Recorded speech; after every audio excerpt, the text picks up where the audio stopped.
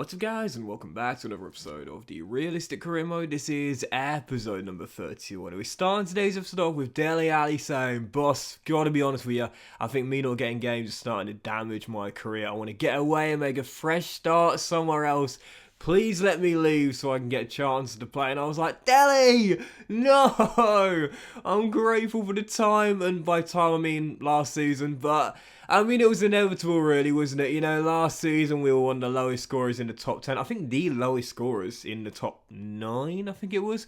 But Dele Alli was the bright spot in terms of our poor luck in front of goal last season, but mainly because of his goals in the Cup. Dele Alli had a fantastic run on our way to the Carabao Cup final, scored in the Carabao Cup final as well. But this season, after spending big on bringing big Romelu Lukaku back to Everton, Dele Alli now becoming third choice striker. I mean, the writing was kind of on the wall. You know, he's not got the pace to play on the wing, not in FIFA at least. And, you know, he could definitely drop deeper and play CM for me. But really, with the signing of Kefren Turan, with Connor Cody still here, I mean, I really wasn't sure that, you know, he was going to get much game time this year. He's only had a couple of appearances, and the reason why is because, well, haven't really needed to play him. I mean, he scored against Wycombe Wanderers, you know, being an ex-MK Dons player, you know he's going to love that. But, you know, with Lukaku in, and he's off to a good start. DCL was my top scorer last year, he's done okay, now as a bench striker. You know, Ali just wasn't going to get much game time this year, so I'm not too surprised. I'm disappointed, but I'm not surprised, but I'm not going to stand in his way. I mean, I love Dele Alli. We all love Dele Alli after last year, but yeah, appreciate it, mate. But unfortunately, it was just one of those things. But even so, first game of today's episode, taking on RB Salzburg, match day 4 of the Europa League, heading into this group. You know, obviously I said when the group was drawn, you know, I do fancy our chances of getting through it, but it is still a tough group, no doubt about it. And when we went to Austria, taking on RB Salzburg, obviously you've seen our start to the group here. We only had the one win in our first 3 games, but thankfully we did get our second one here. Our first at Goodison Park in Europe, and 2 goals in the first start through Connor Cody playing for a new contract, and also Kefren Turan as well. So you see the group, 2 games to go. We're not there yet. We've got a 4-point gap on Salzburg and Stuttgart, with Djurgårdens 2 points behind us right now, but that's a big win there. Gets us a bit of separation, means our head-to-head record against Salzburg is now guaranteed to be better, which means if it comes down to points, we will finish above them. But even so, it's been a tough group, man. You know, only our second win in 4, but pleased to get that win there, and Lord knows we needed it too. Tough run for Everton. Did win that game against Forest away at the City Ground, and now back-to-back wins. Exactly what we needed after a tough mini-patch of form. Anyway, following game, here at Goodison Park once again, but back to matters in the Premier League, taking on Aston Villa. 4 minutes into the game, and I was thinking, man, just picked up a win against Nottingham Forest, following Premier League game, taking on Unai Emery's side. Need the big win here, and our first win in the Premier League, Goodison in quite a few attempts. Worst possible start. Borja Iglesias gives Villa the early lead. We trail by a goal in the early stages, looking to respond, and we would. We saw in the last episode of Romelu Lukaku had that disallowed goal for offside, and I will die on the hill, which, based on my health condition right now, or the condition I'm in I should say, is looking to be quite likely to be sooner rather than later. But I'll die on the hill that Lukaku was onside when it was chalked off. But this time the lino keeps his flag down, and I said, good, don't you dare put that up. That goal stands, and Romelu Lukaku, off to a great start this season, gives us our leveller. And really, we might have fell behind right from kickoff, but the whole first half was dominated by Everton. We were still down by a goal, but I knew we were going to get in front at some point, and we would. Right before half-time, Steffi Mavadidi whips the ball across the face of the area, and there is Callum Hudson-Odoi to get his 5th goal this season already. Man, he's having a great start to the season as well. Honestly, man, it's just like the former Chelsea players, I mean, they are just absolutely loving life at Goodison right now. I mean, Conor Gallagher's back in the team after his injury. Hudson-Odoi, 5 goals and 11. Lukaku, my top scorer this year as well. You love to see it. And speaking of Rom, he's got another one. Yep, 4 minutes after the restart, and he's silencing the critics as he makes it 3-1. They said, Doxy Boy spent 38 million on a 31-year-old. What's he doing? Well, I trusted Rom, and he is coming good. Lukaku with another there makes it 3-1 Everton. Points in the bag at this point, and 10 minutes after the restart. Oh, yeah, lovely stuff from Kefren around, teasing his man, dinking it in. And in his comeback game, first start since the broken toe, Conor Gallagher says, hey, anyone at Chelsea right now not loving life under Graham Potter? Come play for Everton, because we're loving it here at Goodison. Yep, all three of my goal scorers, ex-Chelsea boys, Lukaku, Hudson-Odoi and Conor Gallagher give us the win as we come from behind to win it 4-1, and it is 3 straight wins in all competitions. Everton back in form, thank goodness for that. And following that, a bit for Conor Cody, PSG. Not quite realistic, I would say. So obviously it turned out. I just can't see Connor rocking up at Parc des Princes next year. So I turned that one down. And there was a bid for Dele Alli. Now, I did say earlier I wasn't going to stand in his way. So you might be thinking, well, why are you standing in his way, Doxy Boy? Well, I mean, listen, here's the thing. We're doing this series as realistically as possible, right? And now, if we were to go back 24 months...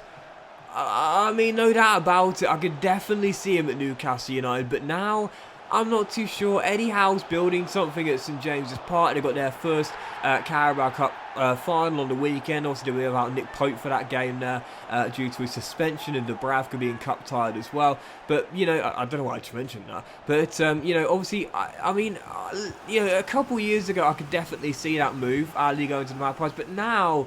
I'm not too sure. I mean, based on the way the save is going, I think realistically, if Ali was going to go anywhere, I don't think he'd be a squad player. If he's annoyed about a lack of game time, and that's why he wants to leave Everton, why would he go to a club where he'd also have a lack of game time? I don't really understand that.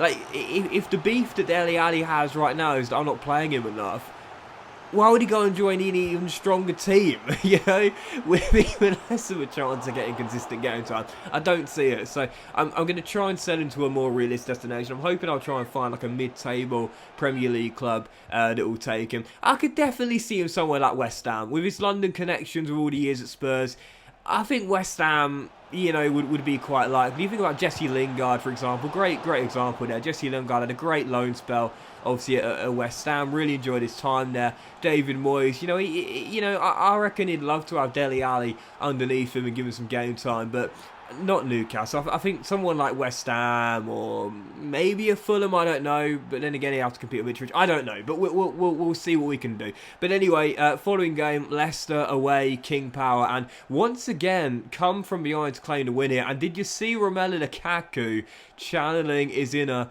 Dox in the My Player save? Oh, you love to see it, and you know I'm going to be pleased to see it on the sidelines as well. He's been watching the My Player save from Romelu Lukaku, pulling off a Jumpman-esque header of his own for his 8th of the season in 11 games. Yep, great mini patch of form for Lukaku. 8 goals in 11 games. Man is on fire, and we love to see it. So, yeah, we come from behind to lead here at the King Power. It is 2-1, and then just after the restart, a great advantage played by the referee as we work our way inside the box. Definite penalty, no doubt about it. Leicester were flying into challenges and it was not working. And from the spot of a chance to claim his first hat-trick back at Everton, he sends the keeper the wrong way and bangs it in bottom corner. Romelu Lukaku is on fire. Hat-trick for Super Rom. 9 goals in 11 games. One of the top scorers in the Premier League.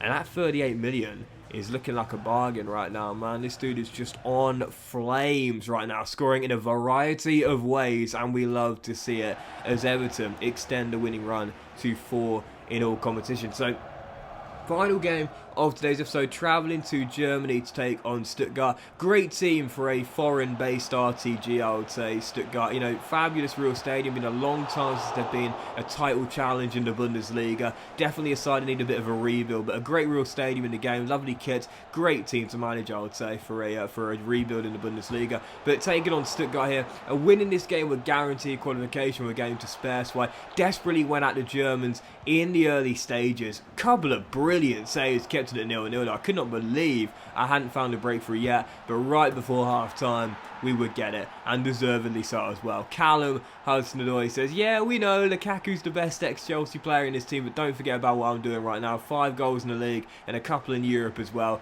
Goal there makes it 1-0. We have the breakthrough right before half-time, but then soon after the restart and a half where Stuttgart hadn't really done anything in the first. Well, in the second, they flipped the script. That cliche football game of 2 halves. This game definitely was the case in point here. Curtis Jones, ex-Liverpool boy. You know he's going to love scoring against Everton, even at Stuttgart right now. Gets Stuttgart back on level terms, and then bang, right on the stroke of the hour mark. Nothing I could do about that. Class strike there by the former Liverpool midfielder. Finds the bottom corner with the weaker left foot. And Stuttgart, from a goal down, led by 2-1 in Germany. And I thought, goodness, our winning run's going to come to an end, and this is going to blow the group wide open going into the final group game. All 4 teams could qualify or miss out. With 11 minutes to go, still down by a goal, aim to preserve our undefeated run, if not our winning run, and we would as well. Milan Van Uyek, the right back, gets his first goal of the season. Won the ball back in his own half, goes coast to coast, and drills it in with a weaker left foot to make it 2-2 even, and that was how the game would finish. So Curtis Jones single-handedly 41 Stuttgart the points in the end. Van Uyek says we'll have to share them instead. 2-2 the final score, and winning run comes to an end, but 5 games without a loss in all competitions. Nice to get back on our feet a little bit, but in the group right now, a game to go. Can't believe this, man. I haven't lost any of our 5 games, but we could still get knocked out on the final group game. But due to the goal difference swing, it's very unlikely. Our final game is against Eurogardens at home. A point guarantees that we go through no matter what, but because of the goal difference swing, Eurogardens need to win, and win big if they are to go through. Otherwise, we will be going through at least in 2nd place. We're not there just yet, but the job is almost done. We've got a pinky toe in the last 16, if you will. But that went into today's episode of Realistic Career, guys. Big thank you for watching it. I've enjoyed it. Once again, I do apologise for how I'm feeling right now. Fingers crossed I'll be better, not before long. But have a great day. Much love to you all, and I'll see you for the next episode of the Realistic Career Mode. Thanks for putting it on me right now. Appreciate the love and support, and I'll see you for the next episode very soon.